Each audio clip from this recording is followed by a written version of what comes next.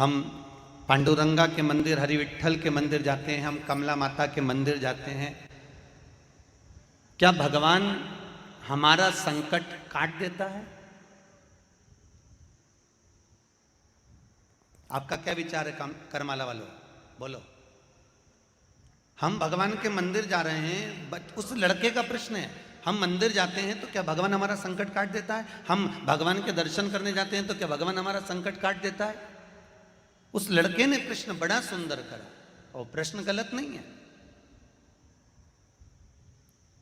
महाराज, शिव महापुराण की कथा कहती है, हमने उस बालक को भी यही कहा कि मंदिर, तुम सोच रहे हो कि हम भगवान के दरवाजे पर जा रहे हैं, भगवान के मंदिर जा रहे हैं, भगवान की चौखट पर जा रहे हैं, शिव महापुराण के अंदर प्रवेश कर कर जा रहे हैं, या हम कहीं कमला माता के दर्शन करने जा रहे हैं, पांडुरंगा के दर्शन करने जा रहे हैं, हरि विट्ठल का दर्शन करने जा रहे हैं, तो हमारे दुख कट जाएंगे। तो इस भरोसे में मत रहना कि भगवान के मंदिर में जाएंगे तो दुख कटेगा। शिव महापुराण कहती है भगवान के मंदिर में जाने से दुख नहीं कटता, भगवान का नाम जप करने से दुख कट जाता है महाराज, मंदिर जाने पर नहीं। अगर भगवान दुख काटता तो भगवान दुख देता ही काय को? अरे बोलो तो सही, फिर दुख दिया काय को? अगर भगवान दुख काटता तो भगवान दुख क्यों देता? भगवान दुख नहीं काटता। भगवान का जो नाम जप किया, उस जप के बल पर हमारा स्मरण हुआ, स्मरण करने से हमारा रमण हुआ, उस मंत्र का रमण होता है, और रमण होने पर हमारे दुख का मरण होता है।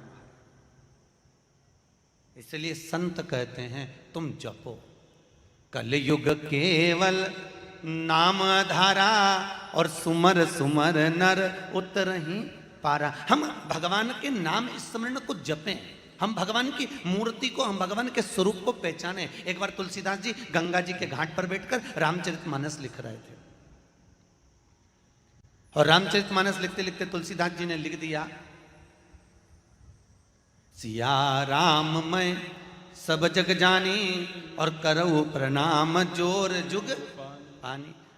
तुलसीदास जी लिख रहे हैं कि पूरा सृष्टि, संपूर्ण जगत, तुलसीदास जी लिख रहे हैं सब राममय है, सब में राम देखो, पशु में, पक्षी में, जानवर में, कीट में, पतंगे में, मनुष्य में, आदि जलचर, थलचर, वायुचर जितने भी हैं सब में राम देखो। ये तुलसीदास जी ने उस चौपाई में लिख दिया, सिया राममय सब जग जानी, और करहु प्रणाम जोर जुग पानी। सब में राम देखा। तुलसीदास जी ने चौपाई लिखी, और तुलसी बाबा चौपाई लिखकर जाने लगे। इतनी देर में एक छोटा सा बच्चा दौड़ कर आया, और छोटा बच्चा दौड़ कर आकर बोला, ओ काका, अरे ओ भाऊ, अरे कहां जा रहा है? कि घर। छोटा बच्चा बोला, उधर मत जाना, एक बड़ा बेल आ रहा है, वो बेल तुझे मार देगा, और तू लाल कलर की धोती पहना है, उधर मत जाना। तुलसीदास जी बोले, तुझे मालूम नहीं, मैंने अभी हाल चौपाई लिखी कि सिया राम मैं सब जग जानी, करो प्रणाम जोर जुग पानी। तुलसीदास जी लिखते हैं, मैंने अभी चौपाई लिखी है कि सब में राम समाया है, हर एक के अंदर राम देखो, तो बेल में भी राम है, वो बेल मुझे नहीं मारेगा। और बच्चे का कहना तुलसीदास जी ने नहीं माना, और तुलसीदास जी चले। जैसे ही तुलसीदास जी आगे बढ़े, बेल आया, उस बेल ने तुलसीदास को सींग पे उठाया, पटक दिया, पांव से रोंदा और चले गया। तुलसीदास जी वापस गंगा जी के घाट पर आए, और तुलसीदास जी ने कलम उठाकर चौपाई को काटने के लिए बैठ गए। क्या मुझे ये चौपाई लिखना ही?